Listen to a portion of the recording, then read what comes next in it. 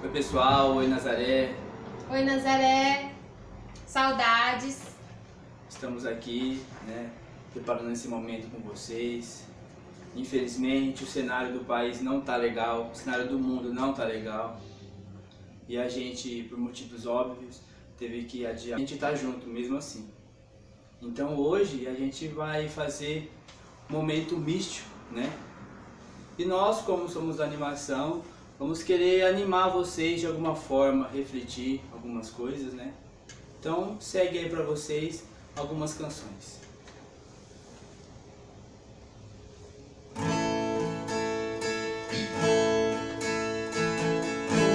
Hoje a minha pele já não tem cor.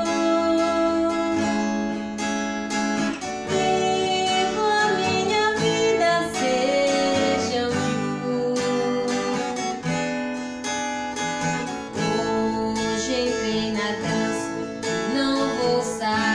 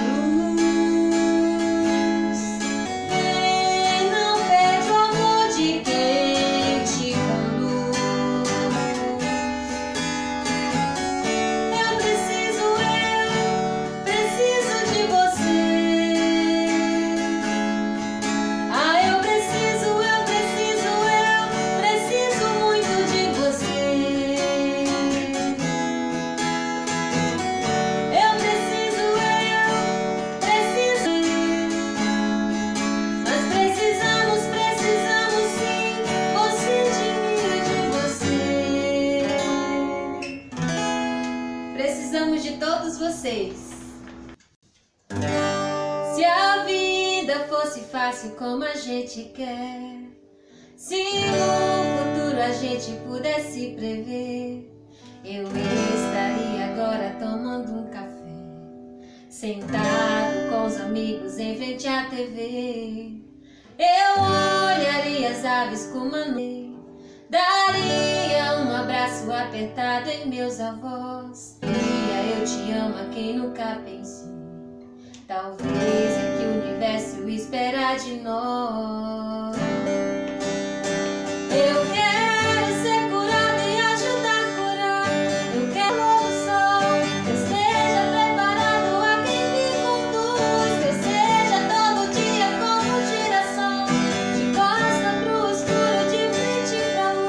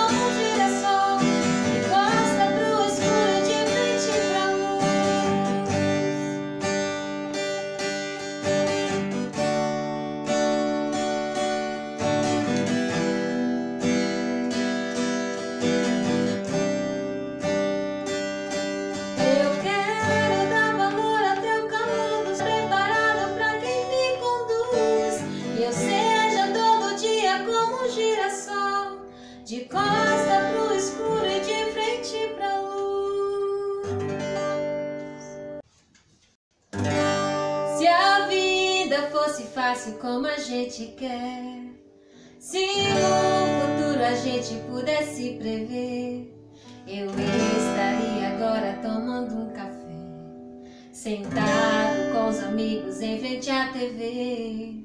Eu olharia as aves como no colher, daria um abraço apertado em meus avós, diria eu te amo a quem nunca pensei.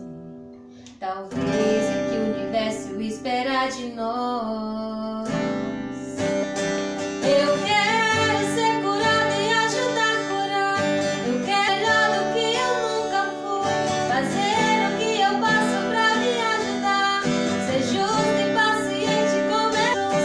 Eu quero dar valor até o calor do sol, que eu esteja pra quem me conduz, que eu seja todo dia como um girassol, de costa pro escuro, de frente pra luz.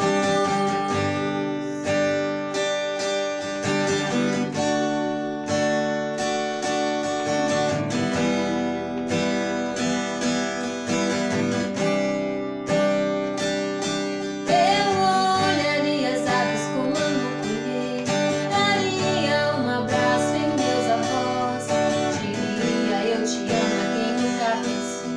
Talvez é o que o universo espera de nós. Eu quero ser curada e ajudar a curar. Eu quero ser melhor do que eu nunca fui, fazer o que eu posso pra me ajudar, ser justo e pra comer a Jesus. Eu quero dar valor até o calor do sol, seja preparado pra quem me conduz, seja todo dia como um girassol, de costa pro escuro e pra luz.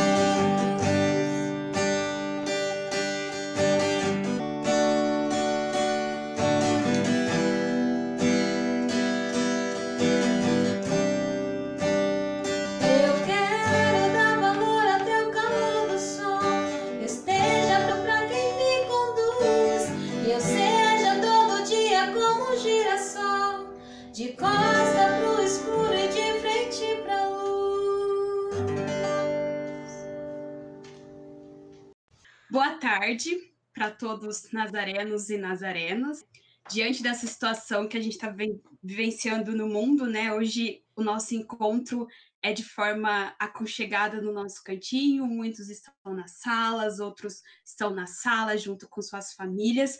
A gente está se aconchegando, o coração está ficando quentinho, né? Por vocês estarem participando.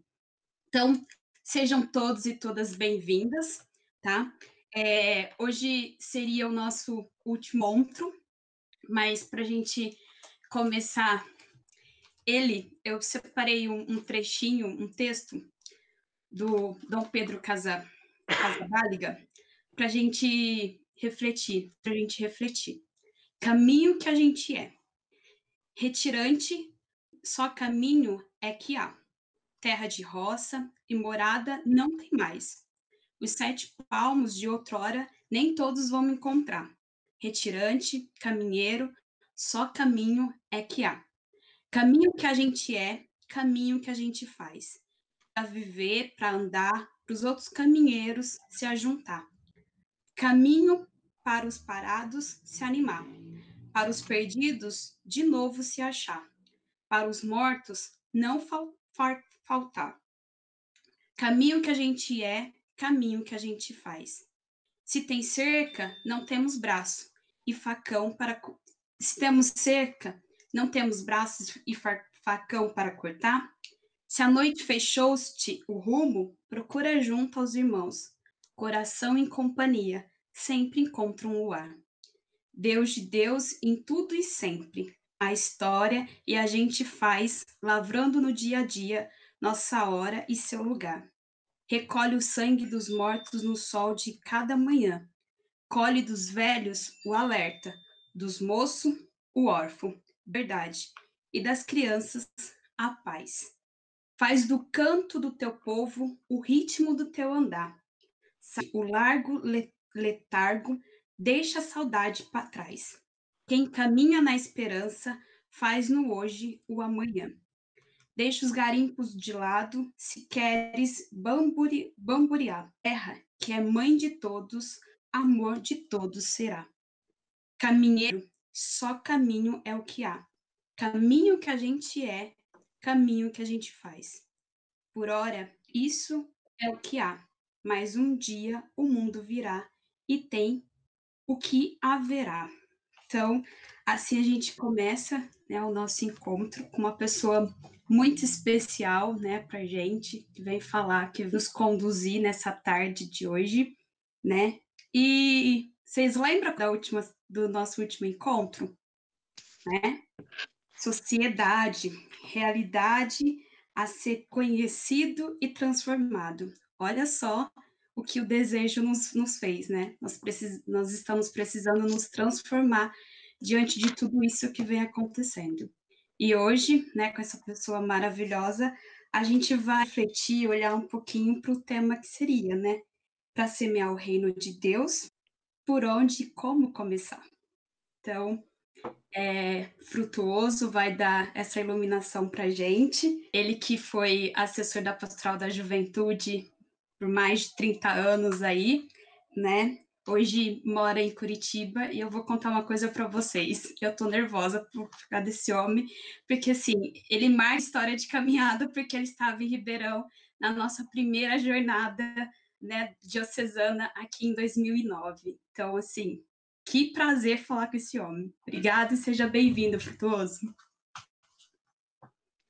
Assim você me deixa já com os olhos marejados aqui, Leite. Bom, a alegria é minha, a alegria é toda minha de estar aqui com vocês. Infelizmente, eu queria estar presente aí, né? Acho que a gente vive um momento muito complicado, né? E aí não tem como, né? Eu acho que nesse momento a gente tem que ficar em casa mesmo, cuidando-se e cuidando dos nossos. Uhum. É uma alegria muito grande. Mas, Leide, antes de eu... Bom, primeiro dizer que eu não tenho 30 anos de assessor da juventude, né? Mas, enfim. Mas eu já tenho mais de 30 anos de pastoral da juventude. Mas, antes disso, eu queria que vocês me localizassem. Quem é esse povo? De onde que eles vêm, né? Porque eu tive com o pessoal do 7x7 da região de São Paulo, né, que é uma metrópole que pegou ali a região metropolitana e tal, e queria saber um pouco desse povo daí, de onde que eles vêm, quais as regiões de São Paulo, enfim, quantos são. Me localiza aí desse povo, faz favor. Então, aqui, né, esse lado de cá, é o pessoal mais do interior, né, o Nazareno e a Nazarena vêm das cidades do interior de São Paulo, né? Tem o pessoal de Botucatu, né? Da Sub Botucatu, que vai falando aí, gente, vai colocando aí nos comentários se eu esquecer de alguém, porque eu não vou lembrar de todo mundo. Tem o pessoal daqui do RP, né? Ribeirão, Franca, Jaboticabal, especialmente o pessoal de Santa Ernestina, né? Da Diocese de Jaboticabal aí. E também, né, temos o pessoal do RP2, Votuporanga, Jales, né? Então, são mais ou menos uns 40 jovens hoje com a gente, né, fazendo todo esse trabalho, tendo essa preparação de liderança, né? Um pessoal muito empenhado com tudo que eles fazem nos momentos do encontro. E acho que é por isso que aperta um pouco, né, da gente não estar junto, porque sempre você via nos momentos esse lugar, esse espaço de aconchego, de acolhida, né, de ouvir o outro, assim. Então, é um pouco dessa juventude espalhada, principalmente do interior de São Paulo. Pensa naquelas cidadezinhas mais pequenininhas que você já ouviu falar de São Paulo, é o povo de lá, o povo que está aqui presente. Só, eu esqueci de uma coisinha, gente, se vocês quiserem fazer alguma pergunta pro Frutuoso aí, coloca aí nos comentários, pode colocar lá no grupo que a gente está acompanhando, tá? E se apresente também.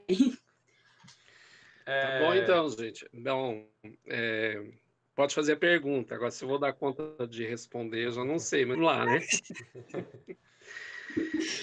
Bruno, você queria falar? Sim, é basicamente todas as cidades que tem o R estendido tá incluso aqui hoje. Então quem fala interior, quem fala porta, tá tudo aqui nessa live aqui hoje, que é toda aquela parte do interior de São Paulo, sabe?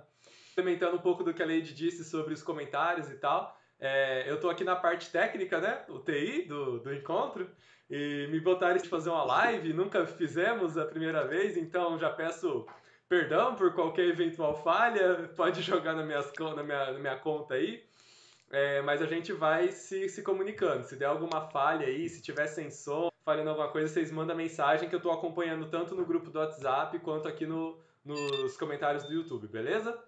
Vamos lá, então. Beleza. Vamos lá, então. Deixa eu localizar vocês um pouco aqui. Fazem uns 15 dias atrás, a gente tem um grupo de WhatsApp lá da metodologia dos 7x7, e aí a gente começou a meio que maturar o que faríamos para esse encontro. Já havia a decisão de que ele não seria presencial, mas havia também uma determinação, uma forte determinação de que era necessário reunir o pessoal mesmo que fomente, né? E aí nós começamos a trocar ideias a respeito de como a gente poderia estar trabalhando hoje à tarde. Até que chegamos a um desenho, né, que nos localiza um pouco a respeito do tema que seria o tema dessa etapa, que é o Reino de Deus. Mas na perspectiva que eu trabalho presencialmente, é uma perspectiva que vai muito na linha e na direção de refletir sobre o Jesus histórico, né? Então a gente procura aprofundar exatamente quem é esse Nazareno, quem é esse Jesus Nazareno, quem é esse Jesus histórico, e a partir dessa compreensão do Jesus histórico, a gente também compreender a dinâmica. Normalmente, para a gente poder fazer essa análise, nós utilizamos os 3 primeiros evangelhos do Novo Testamento, que é Marcos, Mateus e Lucas, que são conhecidos como evangelhos sinóticos. Aí me ocorreu esta semana, na conversa que eu tive com o Márcio, tentar compreender a dinâmica do reino a partir de uma outra leitura que não fosse a partir dos evangelhos sinóticos, porque sinóticos, né? Vamos começar a clarear um pouco os termos aqui. Sinóticos quer dizer que são os evangelhos que eu consigo estabelecer algum tipo de relação entre eles. Marcos, eu encontro referências de Marcos em Mateus e encontro referências de Marcos em Lucas. Quando eu leio Lucas, eu encontro referência de Mateus, encontro referência de Marcos. Então, há uma relação entre esses 3 evangelhos, e eles estão muito preocupados em apresentar esse Jesus Cristo histórico numa dinâmica cronológica. Então, quando você olha o evangelho, eles vão desde o nascimento de Jesus, que passa por Belém, Nazaré, até a sua ressurreição em Jerusalém, né? Então, há uma cronologia da vida e dos fatos de Jesus, e são passíveis de comparação esses 3 evangelhos. O último evangelho, o evangelho de João, ainda que ele se utilize de elementos factuais, de fatos, e que são narrados nos 3 primeiros evangelhos, ele não tem uma preocupação cronológica. Então, a preocupação dele não é apresentar esse Jesus histórico. Ele faz uma discussão, uma reflexão a partir de um Jesus mais místico, né? O ungido, o escolhido por Deus. E isso é fácil da gente entender, por exemplo, quando a gente olha o prólogo, o início do Evangelho de João, inicia o seu Evangelho, separando aí o que a gente chama de prólogo, né, em que ele anuncia que o Verbo era Deus e o Verbo se fez carne e habitou entre nós. Tirando essa parte, ele já inicia a de Jesus. O que nos outros evangelhos vai acontecer lá pelo capítulo 3 e assim por diante. Então, não há uma preocupação cronológica. João não está preocupado com uma compreensão, com o entendimento cronológico, e muito menos essa percepção do Jesus histórico, né? É uma outra leitura, uma outra compreensão. E aí eu fiquei pensando, por que não falar da dinâmica do reino a partir dessa compreensão que é uma compreensão um pouco distinta do que nós estamos acostumados e que presencialmente a gente não vai fazer isso, porque presencialmente nós procuraremos fazer a leitura a partir do Jesus histórico. E aí já que eu dei a ideia, vamos correr atrás dessa bagaça, né? Para tentar entender essa dinâmica do reino a partir do Evangelho de João. E foi muito significativo o que a gente encontra no Evangelho de João. Primeiro que Jesus proclama aquele que é, né? Então a gente vai encontrar no Evangelho de João 7 vezes, e é importante a gente olhar esse número 7. João trabalha com esse número, né? A totalidade, a plenitude, enfim, né? Por isso que no Evangelho de João a gente vai encontrar as 7 autoproclamações de quem é Jesus. No Evangelho de João, a gente vai encontrar os 7 sinais, os 7 milagres, né, que marcam a vida pública de Jesus. Então, uma relação muito próxima com esse número 7, porque esse número 7 mostra que o Cristo, que Jesus é a plenitude, enfim, né? E a gente olha para o Evangelho de João, a gente vai estabelecendo esse tipo de relação. Jesus se autoproclama o ungido. Para a gente entender essa autoproclamação de quem é esse Jesus, se eu estiver falando muito rápido, alguma coisa assim, vocês gritem comigo. Tá tranquilo. A gente precisa... Eu sei que pode parecer muita coisa agora, mas depois a gente tenta destrinchar um pouco. A gente precisa voltar lá no Êxodo, né? Êxodo capítulo 3, a partir do versículo 16, se eu não estou enganado. Mas lá no capítulo 3, Deus se manifesta a Moisés, né? Então, Moisés, ele estava arando, cuidando das ovelhas em uma montanha, ele vê uma sarça se queimando, se aproxima dessa sarça, e a partir dessa aproximação, Deus começa a conversar com ele, né? E lá Deus vai falar que viu, ouviu, sentiu o clamor do povo, né? O clamor dos oprimidos, e que desceu, né? Que conhece esse clamor e desceu para poder se manifestar e fazer alguma coisa, né?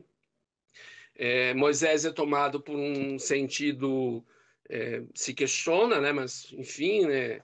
O que eu vou fazer, como que eu vou fazer e quem que eu vou anunciar? E aí Deus novamente se manifesta dizendo, eu sou, né? Quer dizer, antes disso, um pouco antes de Deus revelar que ele via, que ele sentia, que ele ouvia o clamor do povo, né? E se compadecia desse clamor, ele vai dizer que ele é o filho do pai de Moisés, de Jacó, de Abraão, enfim, né? De todos aqueles que antecederam na linhagem do povo hebreu, né? Isso para se dizer que o Deus é alguém que está presente na história e que se faz história e que, portanto, ele está desde sempre conosco nessa trajetória. Mas aí Moisés, o que eu vou anunciar? O que eu vou dizer? Quem está dizendo que, né? Enfim, né? Você vai e diga ao faraó que eu sou o que sou, né? Então, aquele que vai marcar profundamente também a experiência do Cristo, né? Então, em vários momentos, durante a sua trajetória, contada no Evangelho de João, a gente vai ver essa manifestação de Cristo se colocando, dizendo eu sou, né? E aí esse eu sou relações. Bom, é preciso dizer, antes de tudo, que o João quer manifestar e quer dizer e quer mostrar para as pessoas que Jesus é o Cristo, é o Messias escolhido, né? E aí ele precisa marcar profundamente a diferença desse Messias em relação aos outros profetas, né? No início, no capítulo 1, quando ocorre o batismo de Jesus, ao encontro de João Batista com Jesus, né? João Batista vai se manifestar a Jesus como o Cordeiro de Deus, né? O Cordeiro de Deus, para a gente entender essa dinâmica, no Jesus, as pessoas elas precisavam, para se sentirem puras, para se livrarem das impurezas, elas iam até o templo e ofereciam um animal para sacrifício, né? E esse sacrifício do animal acabava fazendo com que o sujeito, né, ele ser puro novamente, como se fosse algo de reconciliação, alguma de perdão. João se manifesta a Jesus dizendo que Jesus é o Cordeiro de Deus, aquele que veio redimir os nossos pecados, o ungido, o escolhido. Portanto, ele está além de ser um simples profeta, ou um profeta, ou sei lá o que fosse, ele é o Filho de Deus, né? Isso vai marcar profundamente também o Evangelho de João. Então, compreendendo que Jesus, o Cristo, é o Filho de Deus, ao longo do Evangelho de João, encontrando essa manifestação de Deus. A partir dessa manifestação de Deus, é que também nós vamos compreendendo a dinâmica do reino de Deus, né? Então, vamos lá. O primeiro momento que Jesus se manifesta com essa palavrinha, eu sou, está lá no capítulo 6, no versículo 35, em que ele vai dizer, eu sou o pão vivo que desceu do céu, né? Então, Deus se coloca como o pão, né? E aí é uma relação direta, se a gente continuar o evangelho um pouco mais adiante, há uma relação direta entre esse pão e o maná descido dos céus, que está lá no Êxodo. Lá na leitura do Êxodo, o que a gente tem? A gente encontra o povo andando pelo deserto, estavam muito tempo andando no deserto, estavam com fome, sem comida, e Deus se manifesta e manda o que se chama de maná, né? Quer dizer, quem escreveu o texto lá do Êxodo vai fazer uma relação com maná como um pão que sacia a fome dos que estavam com fome. Há aqui em João também uma relação direta entre esse pão e o maná, né? Aquele que dá vida, aquele que dá sentido, aquele que nos dá energia, porque o pão nos dá energia, nos dá força. Sem comer, né, alguns dias, né? A gente pode viver até por alguns dias sem comer, mas a gente não tem comida, né? Então, Jesus é isso, é que dá força, que dá sentido, que dá energia, que nos anima nesse processo, né? E é o pão vivo, né? Não é algo... É algo que se faz, que se encarna na vida das pessoas, né? E isso é retomado depois nesse próprio capítulo, no versículo 51, quando ele vai falar de pão da vida, né? Se há uma relação direta, e depois a gente vai retomar isso, nessas 7 passagens, nesses 7 momentos de autoproclamação de Jesus, essa relação direta que ele estabelece com a vida, né? Então, eu sou o pão vivo, o pão que dá vida, o pão que anima.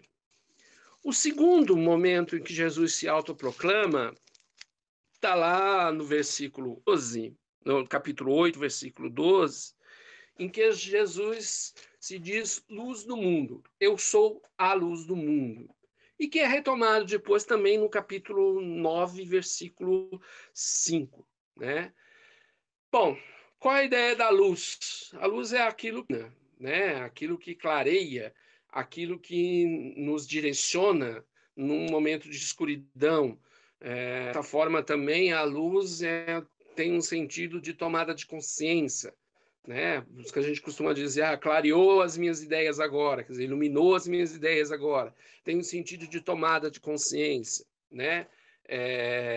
De a gente poder enxergar para além no momento de escuridão, né? Nos permite a gente poder enxergar. Então, Jesus é aquele que, apesar de todas as dificuldades que a nossa vida atravessa, ele se manifesta e está conosco, né? É a luz, é o candeeiro, né? É o que nos ilumina, o que nos coloca no caminho mesmo, apesar das fontes de dificuldades. O terceiro momento que Jesus vai se intitular Eu Sou, né? Ao bom pastor, né? Eu sou...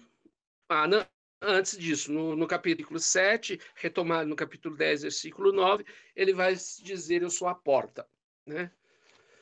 É estranho, né? A gente pensar Jesus se autoproclamando porta, né? É uma coisa meio absurda isso. Mas a porta, ela tem um duplo sentido aqui, né? A porta, ao mesmo tempo que permite a gente entrar e ser acolhido e conviver e fazer a experiência de Jesus, a porta também nos permite sair, largar, deixar, né? Oprime tudo que nos amarra, tudo aquilo que é de morte, né? Tudo aquilo que gera morte. Nesse momento, então, quando a gente abre a porta, que a gente sai, a gente deixa aquilo para trás, né? Então, a porta tem esses dois sentidos. O dar um tempo de deixar para trás tudo aquilo que provoca a morte e que destrói a vida humana, né? A porta que vai gerar a vida depois. No mesmo capítulo, no versículo 11, depois do versículo 15, ele vai se intitular o Bom Pastor, né? Então, Jesus é o Bom Pastor, né? E aí, toda a dinâmica que nós já conhecemos do Jesus que apacenta as ovelhas, que cuida das ovelhas, que está junto, né? Essa dimensão do cuidado que está presente nessa autoproclamação de Jesus. Se sobrar tempo, a gente pode até ler os versículos, que eles são muito interessantes. No capítulo 11, 25, talvez seja, para mim, o mais forte de todos. Quando ocorre a ressurreição de Lázaro. E aí, diante de Marta e Maria, que viu seu irmão morto, né, se diz e se coloca como sendo a ressurreição e a vida, né? E numa atitude de compaixão muito grande, ele faz ressurreição. Sobre essa passagem eu quero voltar depois, porque ela é emblemática, né? E mais adiante, a gente ainda tem a sexta relação, né, a sexta autoproclamação, em que Jesus se diz o caminho, a verdade e a vida. Que é uma questão metodológica que a gente precisa entender. Deus é o caminho. Ele é, ao mesmo tempo que ele é o fim em si mesmo, na relação que nós estabelecemos de amor, de cumplicidade e de compreender quem é o Deus Pai, ao mesmo tempo que a gente entende que ele é o fim em si mesmo, ele também é o caminho, né, para chegar a ele, né? Quase que a gente tem aqui vou usar um palavrão, mas enfim, no meu corre outra palavra, mas a gente tem aqui um processo dialético, né? Aquele que é caminho é fim ao mesmo tempo, né? Então, Jesus, ao se dizer caminho, ele está dizendo o seguinte: só é possível a gente compreender-se e entender-se como promotor da vida humana, né, nessa dimensão cristã, né, se a gente se assume como caminhante de Jesus Cristo, ou se a gente se assume no caminho. E ao mesmo tempo que a gente se assume como caminho em Jesus Cristo, a gente também chega a Ele. Quer dizer, o final é também Ele. É o encontro e a presença de Deus, né? Então, uma relação aqui muito de encontros, né? Que ao mesmo tempo que se é caminho, ao mesmo tempo já é o fim, porque o caminho nos leva a Cristo, coloca no seu fim ao próprio Cristo.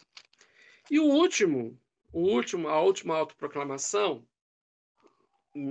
é o da videira, está lá no capítulo 15, 1 e capítulo 15, 5, em que Jesus estabelece uma relação entre a videira, os frutos, e que ele seria a verdadeira videira. Eu sou a verdadeira videira, né? E só quem está comigo é capaz de dar frutos e gerar frutos, né? Uma relação muito clara de um sentido de unidade. A gente só consegue resultado não no sentido que a gente está acostumado, enfim, né? tanto quanto capitalista, mas resultado no sentido de a gente só consegue proclamar verdadeiramente a palavra de Deus se a gente estiver vinculado a esse projeto de Cristo. Bom, e aí eu quero voltar aqui ao trecho de Lázaro que está lá em 11:25, porque é muito emblemático isso, né? Jesus ele estava longe, né? Soube da morte de Lázaro, foi chamado para poder ver Lázaro. Chega, Lázaro já está morto, está enterrado, né? E aí Jesus se compadece do apelo das irmãs, né? E aí ele chega de frente ao túmulo, né? Na verdade, não era túmulo, era um sepulcro, né? Era uma caverna, nessa caverna era fechada por uma pedra, né? Uma pedra pesada, exatamente para não ter problema de cheiros e, enfim, de animais entrarem, aquela coisa toda. E Jesus manda que tire a pedra, né? Tire a pedra da frente do túmulo, do sepulcro, e a hora que tira a pedra, imagine uma situação, um túmulo, a hora que você abre aquele túmulo, vem um cheiro fétido, enfim, né? Cheiro da morte, cheiro, né? E diante disso tudo, né? Jesus ainda manifesta e ordena que restaure a vida de Lázaro, né? Então, assim, diante de tudo que gera morte, de tudo que gera preconceito, tudo que, enfim, né, dessa podridão, né, que a gente sucumbe, né, da homofobia, da desigualdade, da pobreza, né, esse mau cheiro que se instaura na nossa sociedade, principalmente nesse tempo agora, né, Jesus, ele vai de encontro a isso e diz que o reinado dele é o reinado da vida, né? E ressurge a partir disso, ressurge com a dimensão da vida. Isso é extremamente provocador, né? A compaixão de Jesus por aqueles que sofrem, por aqueles que morrem, né? E por tudo isso que gera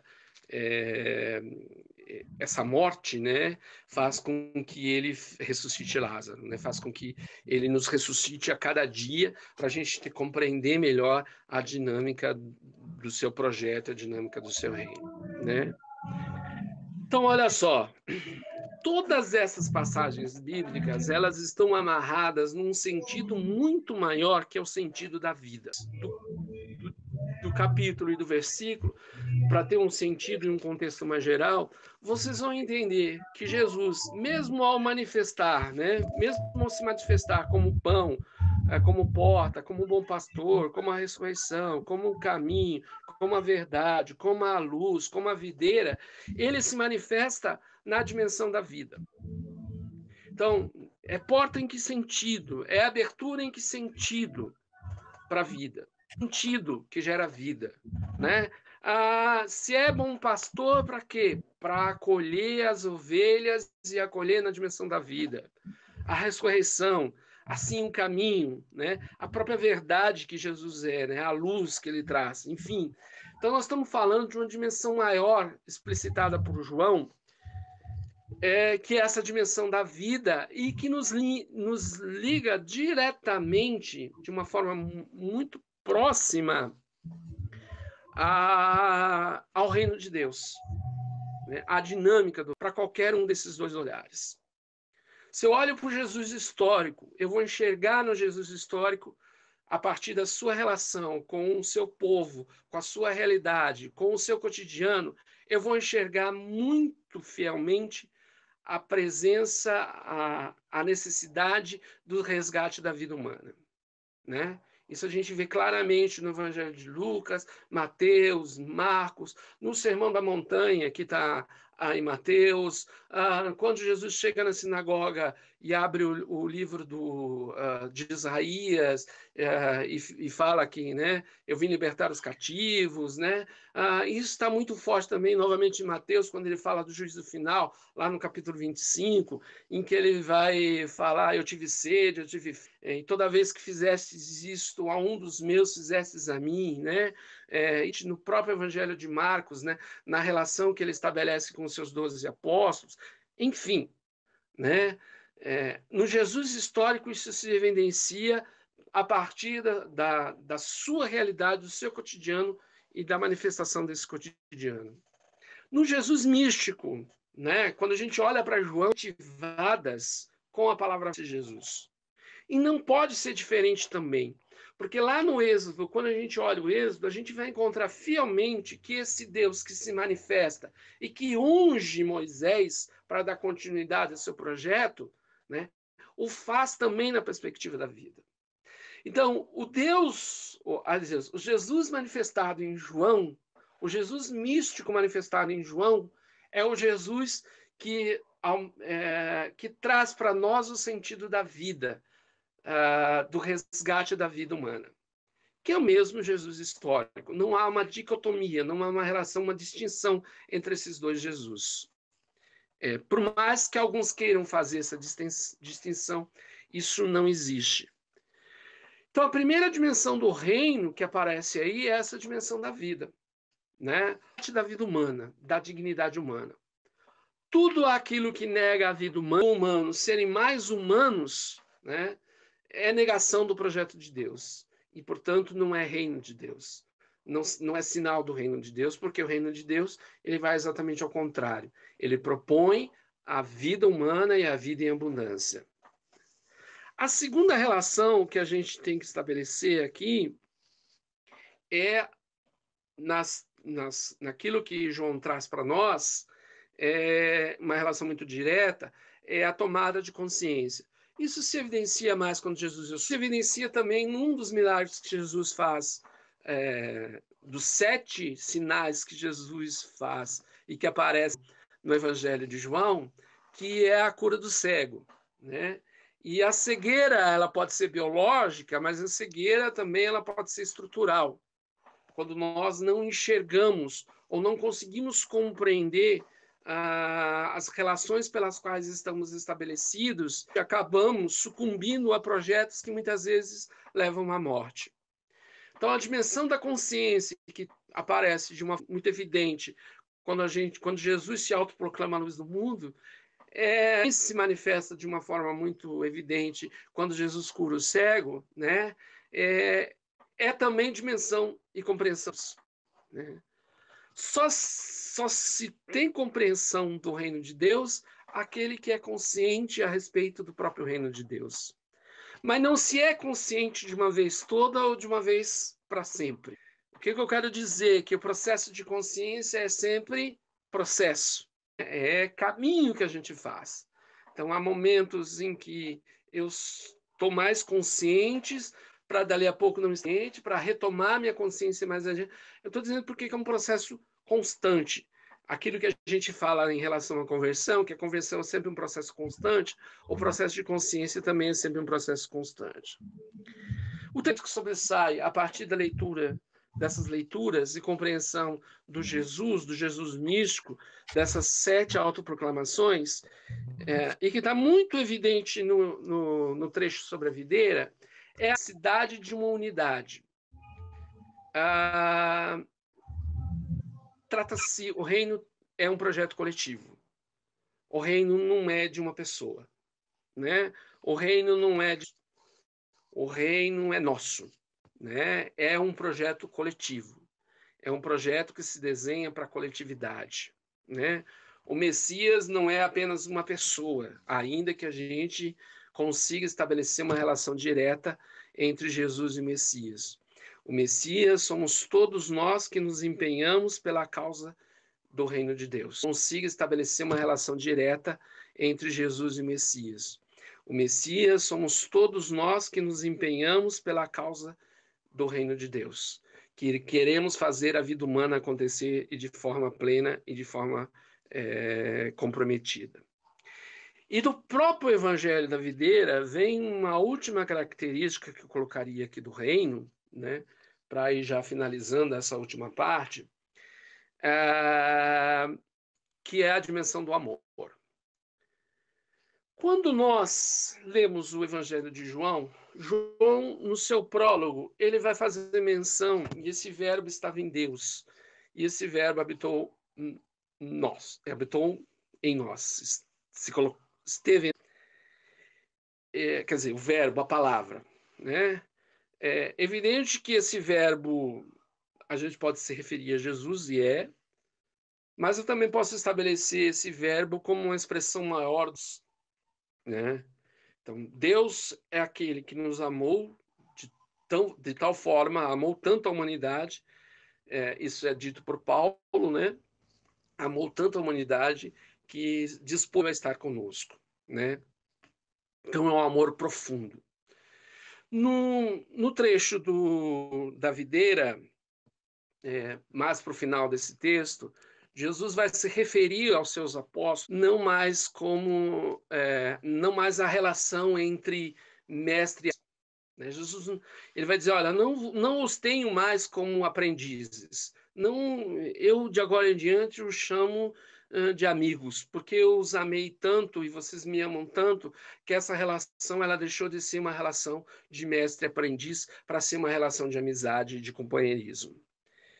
Então, no prólogo de João, quando a gente encontra essa dimensão, né, que o verbo estava em Deus e esse verbo se fez carne, eu só posso pressupor, e sendo João o evangelho do amor, porque talvez de todos os evangelhos, o que mais utiliza a palavra amor é o evangelho de João, isso tanto no evangelho quanto nas suas duas cartas, só para o companheirismo e da cumplicidade. Bom, então olha só, para ir finalizando, que eu já estou mais quase 20 minutos aqui falando, e falando aqui olhando para um celular, que é meio estranho esse negócio. Mas olha só, Jesus se autoproclama, eu sou o pão da vida, eu sou a luz, eu sou a porta. O que eu quero dizer é que nós precisamos tomar consciência, né, de que Jesus nos coloca num processo e num projeto de resgate da vida humana, né? Porque ao se proclamar eu sou, ao se dizer eu sou, e qualificando isso a partir da vida, né, não há outro caminho senão tomarmos consciência da vida humana. Trata-se de um projeto coletivo de todos nós, né, muito forte, cuja raiz muito forte é a dimensão do amor. Então não tem por onde a gente escapar, senão a partir dessa dimensão do amor. Eu acho que era isso para início de conversa. Eu não sei, eu acho que eu fui muito rápido, enfim, né? Mas acho que agora a gente pode abrir, já são 5 horas da tarde, né? Acho que a gente pode abrir para questões, perguntas, enfim, para a gente ir conversando. Eu vou deixar como tarefinha para vocês, assim, quando vocês não tiverem nada para fazer nessa quarentena, leiam o Evangelho de João todo, tá? Então, por favor, leiam com cuidado, com carinho, né? Depois eu vou deixar as bíblicas desses trechos da autoproclamação para que vocês possam também dar uma olhada nele com mais cuidado. Então, mas é isso, para começo. Ó, aproveitando que você deu como tarefa aí o Evangelho de João, né? Vou começar pela primeira pergunta que veio, né? Aqui, eu só vou falar uma coisinha, gente. Se tiver um som de fundo, eu peço desculpa, né? Mas o vizinho, ele resolveu ligar o som agora e aí tá estourando aqui. Então, se aparecer um sonzinho aí de fundo, tá? Perdão. Mas chegou aqui, né? Uma pergunta de uma das participantes, que é a Andra, do RP2, lá de Votuporanga, né? Tá junto com a gente aí na CR e é participante também do de formação, certo? E aí ela pergunta assim: dentre os evangelhos, o de João é o que mais revela o amor genuíno de Jesus pelo projeto do reino e pela vida? Não. Os 4 evangelhos vão revelar isso. A questão é assim, como eu falei no início, o João ele não está preocupado com uma cronologia dos fatos. O João não está preocupado com isso. Preocupado em mostrar quem é esse Cristo, né? O Cristo, o Messias, o ungido, o Cordeiro escolhido, né? Então ele está preocupado com isso. E é evidente que, ao fazer essa trajetória, ele o faz a partir dando destaque para essa dimensão do cuidado, do amor, enfim, né? Isso salta aos olhos no Evangelho de João. Mas quando a gente vai para os outros 3 evangelhos, a gente também encontra essa dimensão profunda, de um amor profundo de Deus para com a humanidade, né? Isso fica muito evidente nos sinais que estão colocados tanto em Marcos, em Mateus, quanto em Lucas. Se a gente pega, por exemplo, uma leitura que é muito conhecida, né? Que é a viúva de Naim, que está lá em Lucas 7, e que Jesus ressuscita o filho dessa viúva, né? Ali é um acho muito profundo de Deus para com a situação daquela senhora e com a situação daquele jovem, né? Então, profundamente, Jesus é tocado por isso. Jesus é tocado várias vezes durante a sua trajetória, né? Então, dizer que os outros 3 evangelhos não trazem, né? Mas eles, evidente, porque a preocupação era outra, a leitura era outra, eles o fazem a partir de um contexto mais elaborado, né? Então eles procuram detalhar melhor o que Jesus fez e como ele fez, tal, né? E ali a gente consegue tirar essa compreensão do amor que Jesus tinha para com a humanidade. Mas os 4 evangelhos, eles têm trabalham com essa dimensão. Claro que cada um vai fazer isso dirigido a uma situação. Vamos compreender o seguinte: o evangelho último a ser escrito, ele foi escrito provavelmente após o ano 100, o ano 120.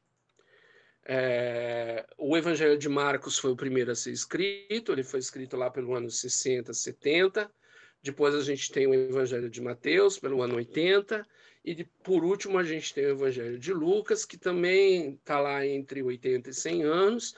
E aí o último do último é o Evangelho de João. João vai se utilizar para demonstrar alguns fatos que ele traz.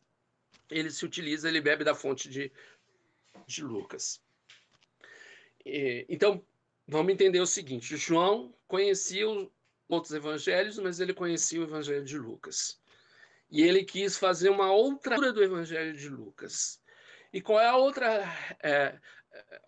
leitura que ele faz do evangelho de Lucas? Ele destaca a dimensão da vida e destaca a dimensão do amor. Mas ele só pode fazer isso porque isso já estava no evangelho de Lucas. E assim como Lucas vai beber da fonte Q, vai beber de Marcos, né? Então, assim, só é possível a gente entender essa leitura que é muito particular que João faz, porque já havia sinais dessa dimensão do amor, da vida, nos evangelhos. Então, não é possível você estabelecer uma direta, Deus nessa dimensão do amor, se isso já não estivesse dado anteriormente, né? Nas leituras que João... Outra coisa é bom dizer, assim, quando a gente fala João, não é João, né? São as pessoas que escreveram aqueles evangelhos, então provavelmente não é uma única pessoa, né? São várias pessoas, porque essas tradições orais, elas se multiplicavam nas comunidades, e as comunidades faziam uma leitura dessas tradições orais. Então, só é possível compreender a dimensão do amor que está em João, porque, evidentemente, os outros evangelhos já tratavam disso, e os outros não de uma forma tão explícita quanto João.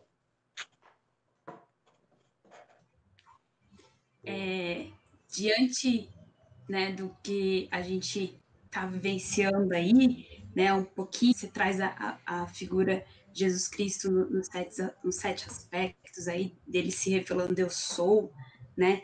E aí uma perguntinha, nesse tempo de pandemia, que é dessa imagem mística desse Jesus que você apresentou para a gente, nos ajuda a refletir a nossa vida pessoal, nossa vida dentro do grupo. Então, vamos lá. Ainda que a gente procure dar destaque em uma certa dimensão mística, insisto, né? Essa dimensão mística ela só é mística porque ela encontra anteparo na realidade, né? João vai se utilizar disso, né? João utiliza da realidade para explicitar essa dimensão mística de Cristo. Agora, aí que eu quero dizer que essa dimensão mística está diretamente relacionada a Jesus vivia. Então, não existe uma dicotomia, né? Uma dissociação entre essa compreensão mística de Jesus e a compreensão de Jesus. A gente faz isso do ponto de vista pedagógico, para fazer uma diferença entre um jerico, né? Aquele que andava pela Galileia, aquele que nasceu em Nazaré, que foi morar em Cafarnaum, que subiu a Jerusalém, que foi morto, sepultado, enfim, né? Esse Jesus que andava pela Galileia, que a gente concebe como Jesus histórico, né? É diferente de Jesus místico, né? Mas o Jesus místico também era esse homem histórico, né? Por que eu estou falando isso? Né? Para a gente não dissociar essa dimensão mística da nossa temporalidade, da nossa história. Né? Quando manifesta Moisés, lá no Êxodo 3, ele vai dizer, olha, eu sou o teu pai, o Deus de Jacó, o Deus de Isaac, o Deus de... Né? Ele faz toda uma remissão histórica para dizer aquele que ele é. Né? Então é um Deus que está na história. O próprio Deus, a hora que ele diz eu ouço, eu sinto, eu conheço, né? Ele está manifestando também uma dimensão da realidade. Né? Então não há uma dissociação entre esse Jesus místico e esse Jesus histórico. Eles são a mesma pessoa e precisam ser lidos e entendidos nessa mesma dimensão. Né? O que a gente faz, do ponto de vista pedagógico, é divisão, para a gente ter uma compreensão de cada uma dessas dimensões ou dessas feições que é Cristo, né? Que é Jesus, né? Entre o Nazareno e o Cristo, né? Essa relação. Mas eles são a mesma pessoa. Dito isso, é para a gente entender que quando nós trazemos essa dimensão mais mística de Jesus, né? Essa dimensão mística ela só pode ser lida, só pode ser compreendida à luz da nossa realidade. Né? Não é possível nós compreendermos o Jesus histórico e não é possível a gente compreender o Jesus histórico sem fazer a leitura do Jesus místico. Então, quando Jesus se tudo isso, né, ele está dizendo, olha, eu sou tudo isso na dimensão da vida. O que isso tem a dizer para nós? O que isso tem a dizer para a juventude? Olha, não tem outro caminho da gente compreender e ser Jesus e encontrar Jesus também nesse caminho se não for a partir do humano. E aí, gente, nós vivemos um tempo muito difícil, né? Assim, do ponto de vista da realidade, né? Em que de ontem para hoje morrem 800, 900 pessoas vítimas da Covid, né? 14, 15 mil mortes que a gente tem no Brasil hoje. São números que se multiplicam, que crescem em cima de números, enfim, né? E aí, o que a gente estabelece com tudo isso, né? E, ao mesmo tempo, a gente vê projeto de desigualdade muito grande. Então, no Brasil, são mais de 60, 70 milhões que vivem hoje na condição de desempregados, né?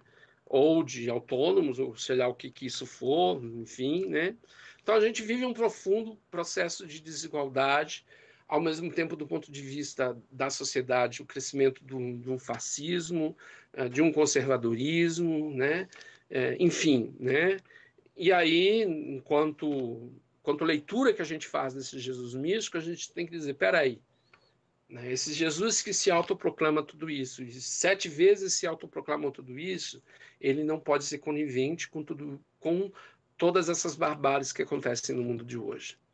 É como se nós olhássemos para o Evangelho de João, quando ele ressuscita o Lázaro, né? Quer dizer,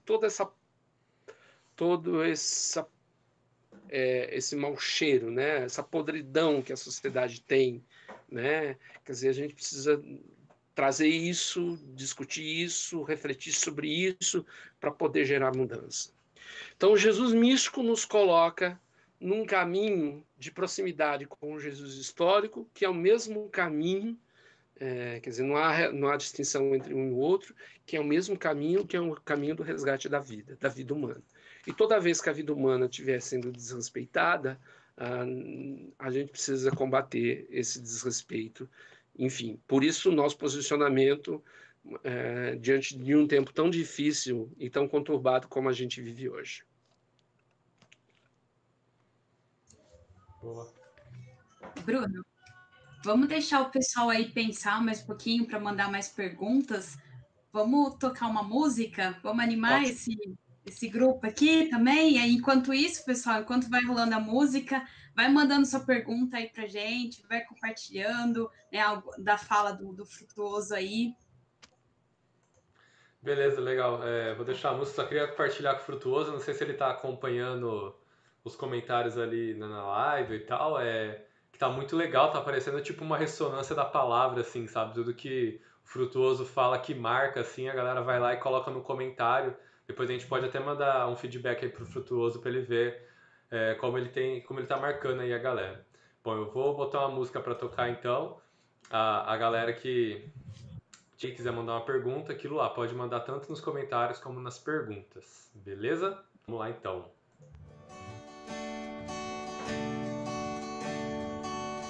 Quando o dia da paz vir, quando o sol da esperança brilhar, eu vou cantar. Quando o povo nas ruas sorrir e as roselhas de novo florir, eu vou cantar. Quando as secas caírem no chão, quando as encherem de pão, eu vou cantar. Quando os muros que cercam jardins destruídos, então os jasmins vão perfumar.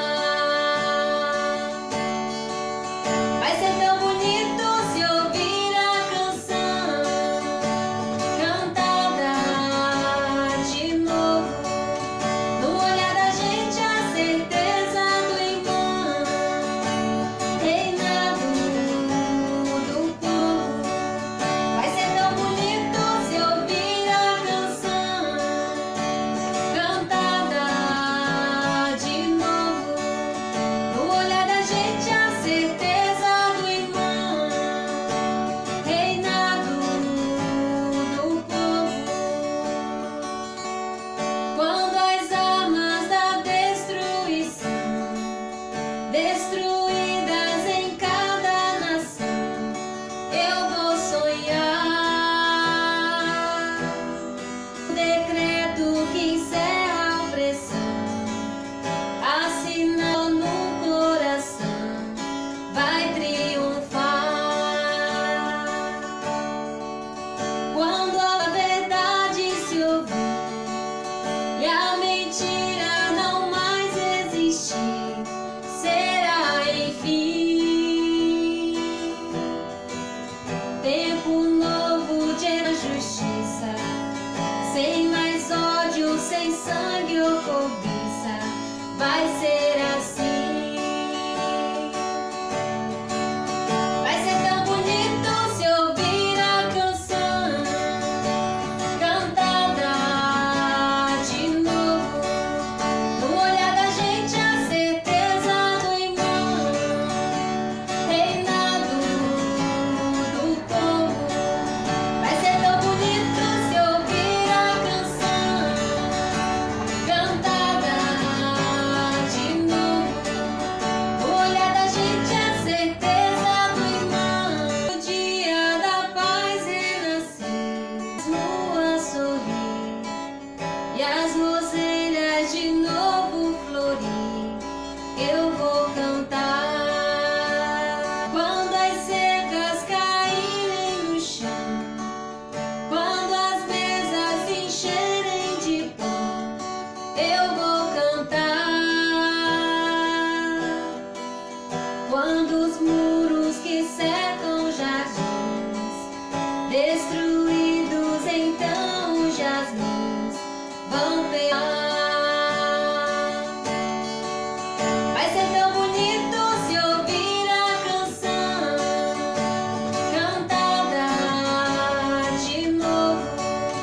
No olhar da gente, rezado em vão. No olhar da gente, a certeza do irmão. Em cada nação eu vou sonhar. E o decreto que encerra a opressão, assinado só no coração, vai triunfar. Quando a voz da verdade se ouvir e a mentira não mais existir, sem sangue ou cobiça, vai ser assim. Vai ser tão bonito se ouvir a canção cantada de novo. No olhar da gente, a certeza, reinado do povo. Vai ser tão bonito se ouvir a canção cantada de novo. No olhar da gente, a certeza do irmão, reinado do povo. Olha nós aqui de novo. Manda aí, Leite. Nós aqui de novo, pessoal. Lembrou aí, né, com a música da Sandra e Wesley, né? Lembramos também muita coisa, né, que a gente vivenciou, caminhar com essa música aí nos nossos encontros. Temos mais uma, peraí, deixa eu só pegar Deixa aqui. eu fazer aqui, Leide, uma coisa, a partir do que o pessoal interagiu ali. Muita gente fazendo referência a caminho e ao Messias, né?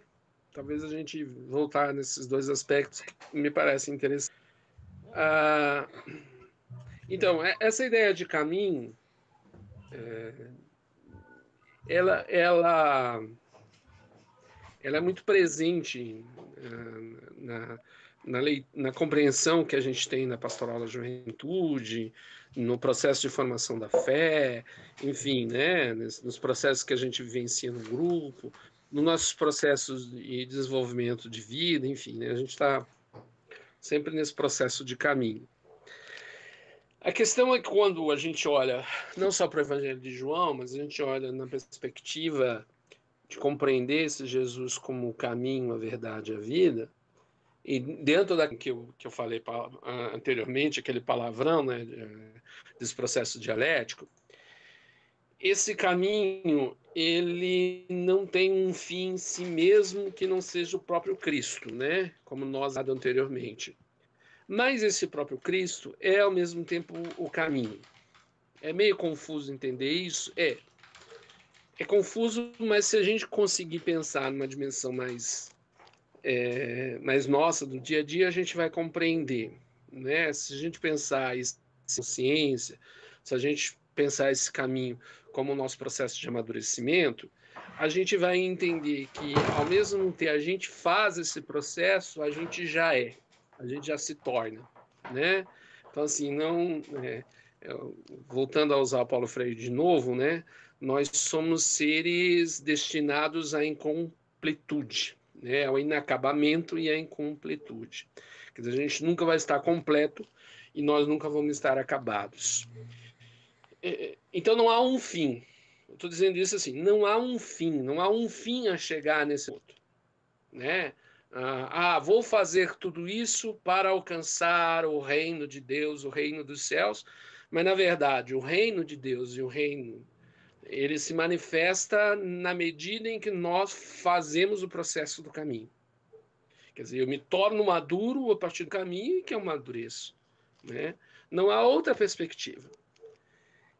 Isso, do ponto de vista da Pia, nos desincumbe, né, dessa tarefa que a gente tem, né, de que tudo se resolve no futuro próximo, a partir do momento que essa está daqui, né?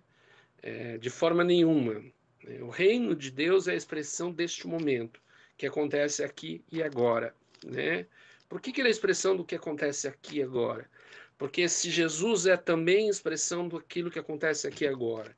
Quer dizer, estar no caminho com Jesus é fazer o caminho com Jesus, é aprender com Jesus e, ao mesmo tempo, encontrar-se com Jesus, né? Então, o reino ele é manifestação deste momento, né? Então, nesse caminho não há um fim a chegar, processo contínuo, inacabado, de tomada de consciência nossa a respeito da realidade e a nossa ação diante dessa realidade.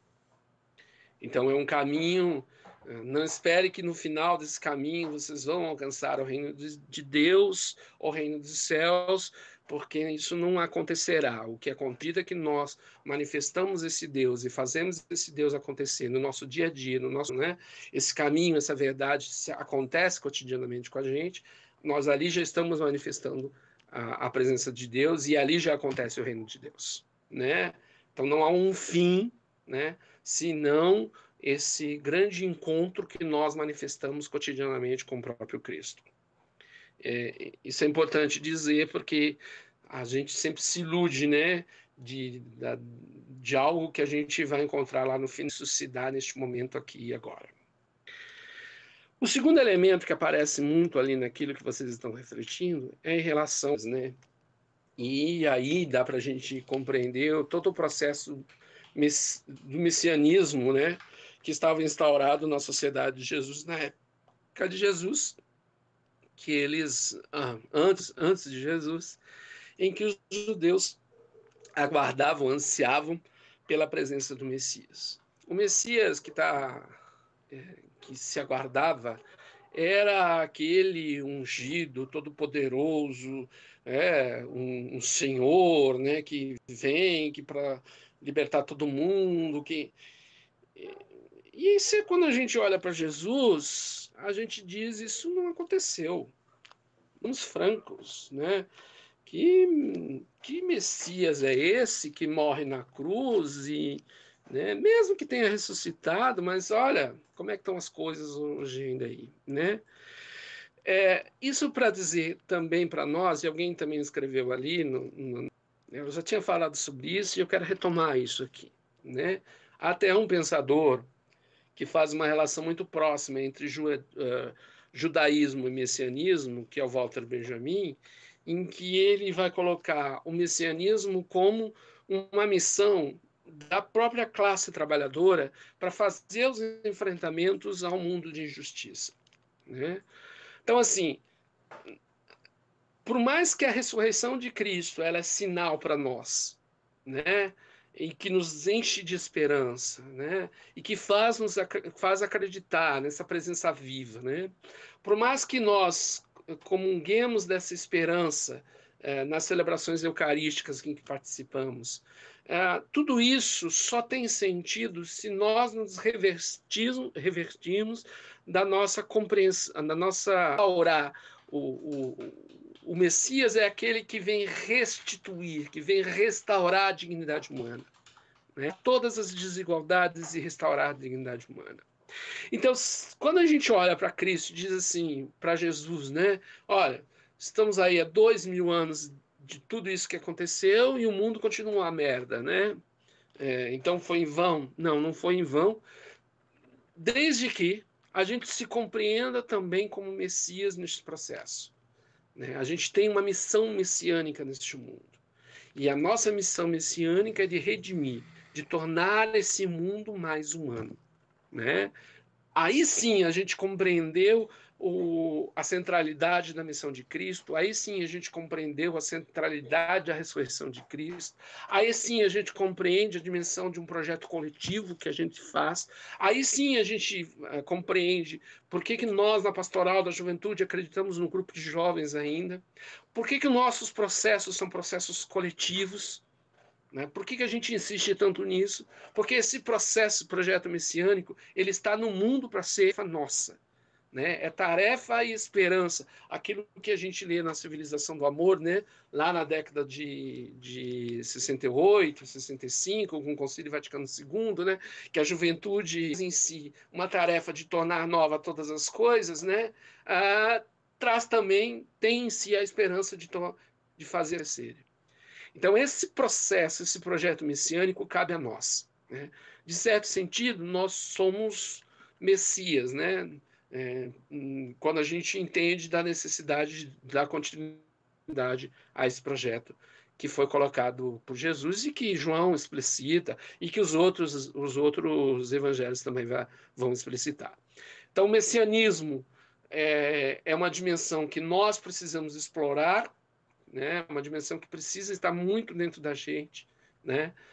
E o Messias nada mais é do que aquele que foi ungido, e nós todos fomos ungidos para tornar o reino de Deus possível no aqui e agora.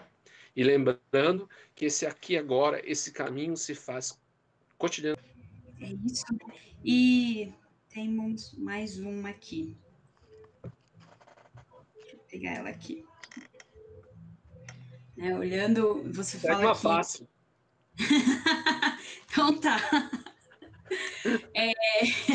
Olhando um pouco, né, você fala que nessa fala de que nós também somos esse Messias, né? E aí eu vou puxar sobre esse ser Messias, a pastoral da juventude. E a gente sabe que ela vem, né, durante alguns tempos, né, sempre, né, principalmente aí de ataques, né, principalmente com questão da espiritualidade, né, que a gente não fala tanto da espiritualidade, a gente olha mais para um Cristo, né, para um Jesus mais humano, né? Então, assim, a pergunta é: a PJ às vezes é acusada de não espiritualidade e só fala de Jesus humano, sem a dimensão espiritual. O que você pensa sobre isso?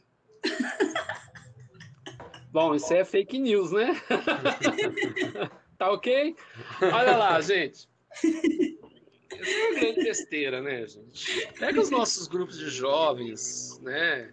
Veja aí as celebrações, quem anima as nossas comunidades, quem anima as missas nas comunidades, né? Pega os nossos militantes, a experiência de fé que eles têm. Então, tem... Agora, quando eles falam isso, eles falam, evidentemente, para fazer um ataque, uma compreensão espiritual que a gente tem, de compreender essa espiritualidade não como um ponto, não como algo intimista, né? Veja bem, ainda que, né, nós também nos preocupemos com a dimensão da subjetividade, a dimensão emocional, enfim, das pessoas quando rezam, né? Então, nós sempre insistimos, e aí é produto da nossa história, né? A gente sempre insistiu numa dimensão espiritual que é a dimensão comunitária, né? Então, para nós, a oração ela se torna muito mais, ela tem um sentido maior e uma compreensão maior, inclusive uma compreensão maior aos olhos de Deus, a gente pode dizer assim, quando ela se manifesta de forma cristianismo. Isso não é tarefa de uma pessoa só. Não é. Hoje já existem relatos que vão mostrar que Moisés não foi só um, que foram várias pessoas que durante muito tempo fizeram a história e que se identificaram como sendo Moisés. Eu estou falando isso para dizer que o nosso projeto é sempre um projeto coletivo, portanto essa dimensão, o messianismo também é um processo coletivo. Não é agora alguém do 7x7, o Bruno se autoproclama o Messias, né? E vai começar a salvar as almas perdidas que estão no mundo de hoje. Não é de forma nenhuma isso, né? Então, nós precisamos compreender essa dimensão do messianismo dentro da dimensão do comunitário e do coletivo. Isso também para dizer da nossa experiência de fé. A nossa experiência de fé é uma experiência de fé comunitária, é uma experiência de fé através das nossas orações da nossa vida, né? Nós não estamos nada além de fazer e dizer a Deus aquilo que nós sentimos e os sentidos que a gente dá àquilo que nós vivenciamos, né? Então, é um jeito muito particular, muito nosso, e que é um jeito particular nosso, bebido na fonte do que as comunidades eclesiais de base sempre fizeram, do que a teologia da libertação sempre nos trouxe e nos alimentou, né? De como as primeiras comunidades rezavam, né? Então não é uma fé individualista, não é uma fé intimista de si para si mesmo. É uma fé coletiva que nos leva a pensar e refletir sobre nós e sobre o nosso processo relacional com os companheiros e as companheiras e o nosso processo relacional com o próprio Deus. Então, a nossa espiritualidade, de forma nenhuma, a gente não pode ser Claro que, assim, tá, tudo bem. Talvez tenha alguns que não rezem, né? Mas tem uma fala do Pedro Casaldáliga, de muito tempo atrás, de um seminário de militância que eu participei lá na década de 90, né, em que ele dizia assim, o militante que não reza, né, o militante que não se encontra com Deus, que não vive o sacramento da Eucaristia, né, ele não é um militante cristão, né? Então, a gente tem que deixar também evidenciar isso, né? Então, ao mesmo tempo que essa fé, ela é uma fé que se dá no aspecto comunitário, ela é uma fé que precisa ser vivenciada sim nas comunidades, precisa ser vivenciada sim na Eucaristia. Para nós, a Eucaristia tem é fundante, né? Ela é princípio, né? Da nossa vida, da nossa compreensão e da nossa própria existência enquanto cristãos, né? E na Eucaristia nós fazemos memória a tudo aquilo que Jesus vivenciou, para além de tudo que a gente possa pensar a respeito da Eucaristia, né? Se Deus está ali ou se não está ali, no pão e no vinho, enfim, mas a gente faz memória a tudo aquilo que Jesus vivenciou, tudo aquilo que Jesus tudo aquilo que olha, nós pastoral de juventude rezamos sim, por mais que digam que a gente não reze, não tem como, né? A gente reza.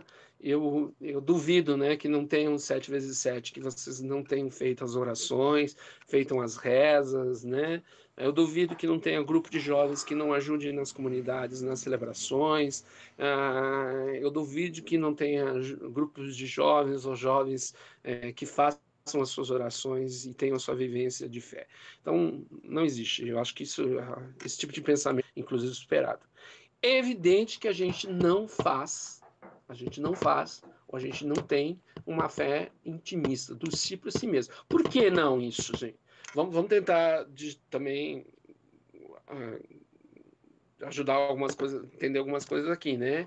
Quer dizer, compreender a nossa subjetividade, entender-se como ser humano que se relaciona consigo mesmo, com os outros, com a natureza e com Deus, isso está dado, né? Nós na Pastoral da Juventude nunca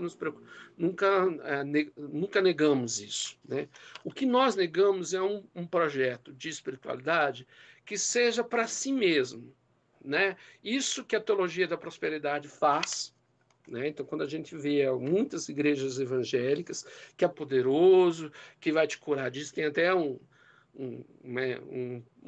pastor, né, que está dizendo aí que cura a Covid-19 e tal, né? Então, assim, não é esse tipo de fé que nós manifestamos, né? A fé que nós manifestamos é a fé e a experiência de Jesus Cristo, que é uma experiência coletiva. Foi.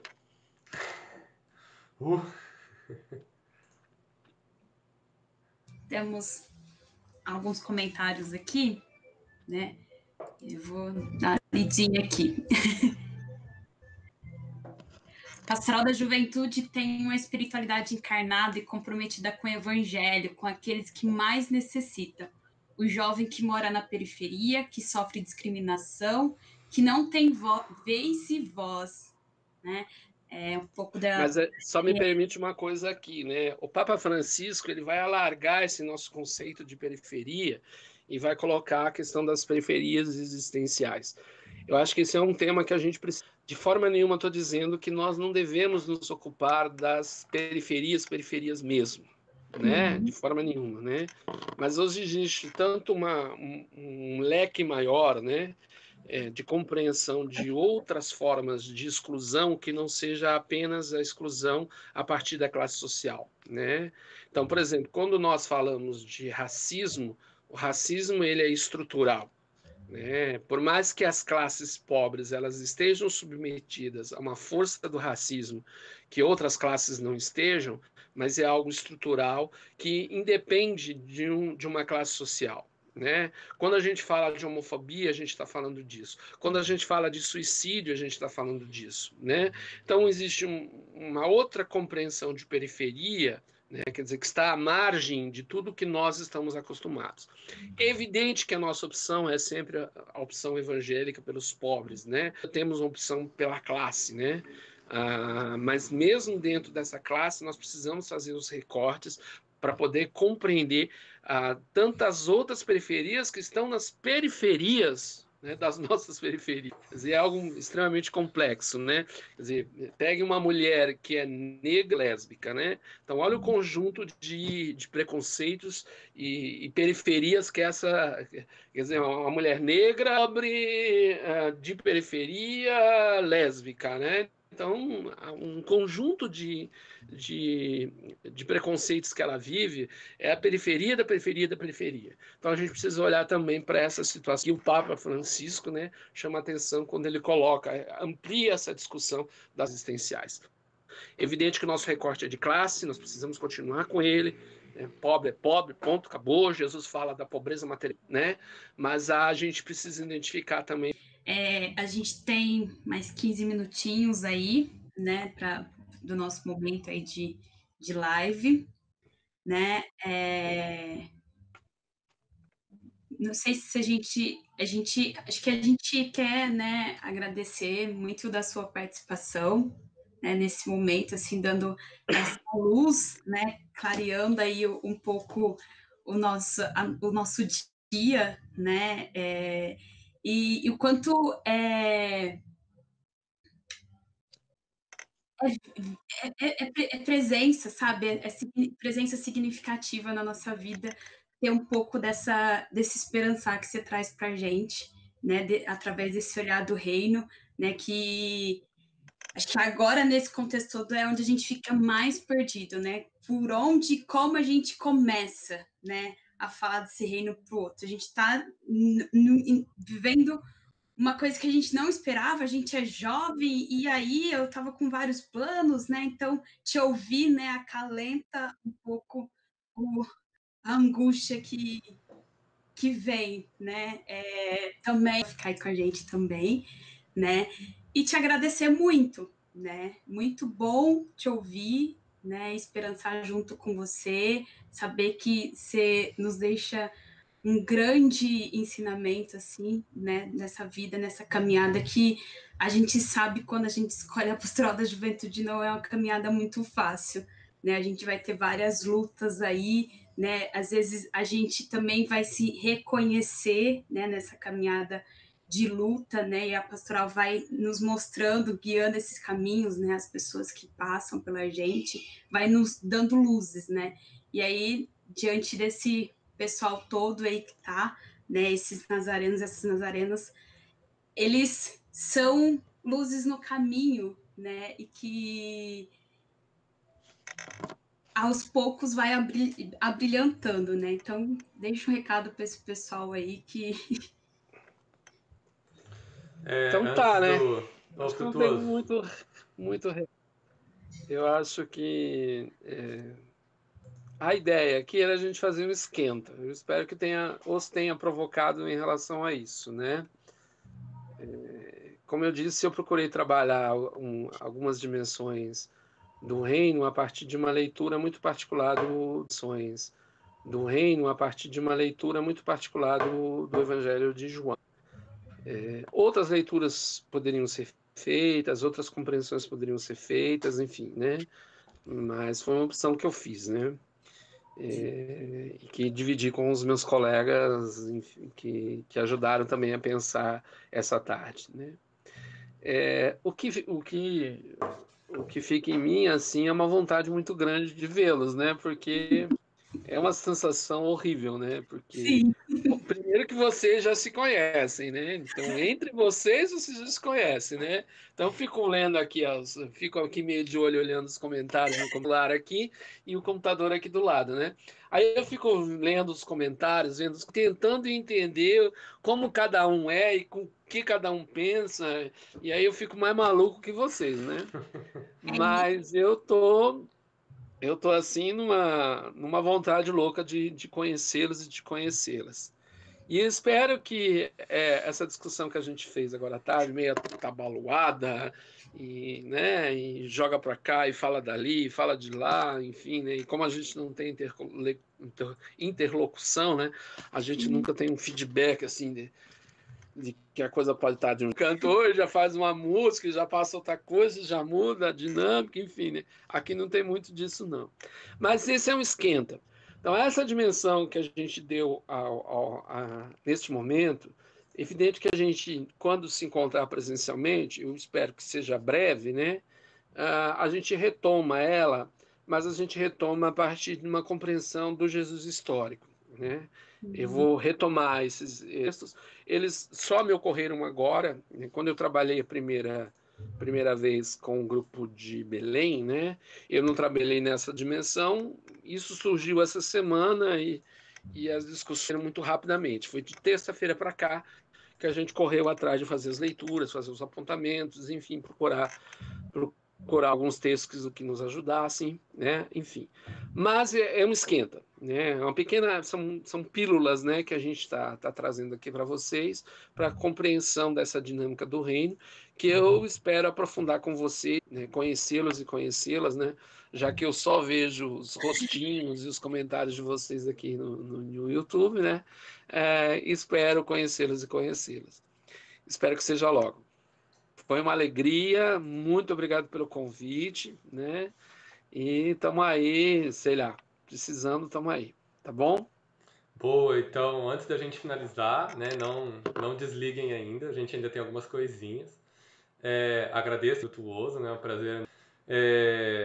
Dizer também que a gente está fazendo o encontro hoje de forma online, lembrar, né, que hoje seria o nosso encontro presencial, mas que por conta de tudo isso a gente não pôde, por isso a gente fez dessa forma online, mas que o encontro ele ainda vai acontecer. A gente não tem como passar uma data, né, porque está tudo muito incerto, principalmente no nosso país, a gente não sabe quando vai passar tudo isso de quarentena, mas a ideia é que a gente continue tendo esse contato virtual, a gente vai passar algumas coisinhas, vai estar sempre em contato com vocês para pagar, né, e a gente esteja aí conectados até que a gente possa finalmente se ver presencialmente, ok? Bom, então agora a gente vai ter um momento final de mística. Eu vou deixar vocês com um áudio e depois com um vídeo para a gente fechar o nosso dia de hoje. Agradeço aí todo mundo pela presença e qualquer coisa, mandem mensagem, vamos com, ok? Então, Leide, Frutuoso, valeu e até breve, se Deus quiser. Gente, até mais. Valeu, né, nesse desafio. Muito obrigada. E até a próxima. Ansioso para ver todo mundo, gente. Tchau, gente. Me orientar. A cena repete, a cena se inverte, enchendo a minha alma daquilo que outrora eu deixei de acreditar. Tua palavra, tua história, tua verdade fazendo escolha, tua ausência fazendo silêncio em todo lugar. Belo e santo, depende de como você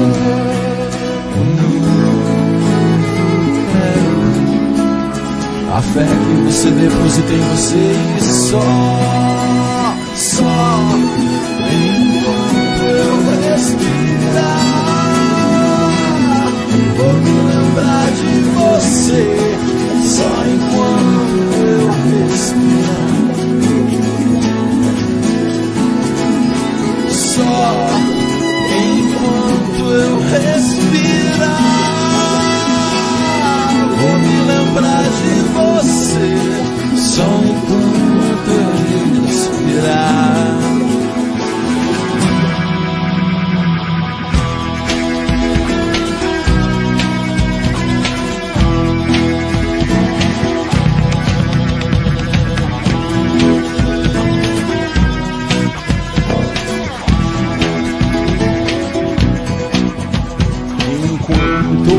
é você do outro lado aqui do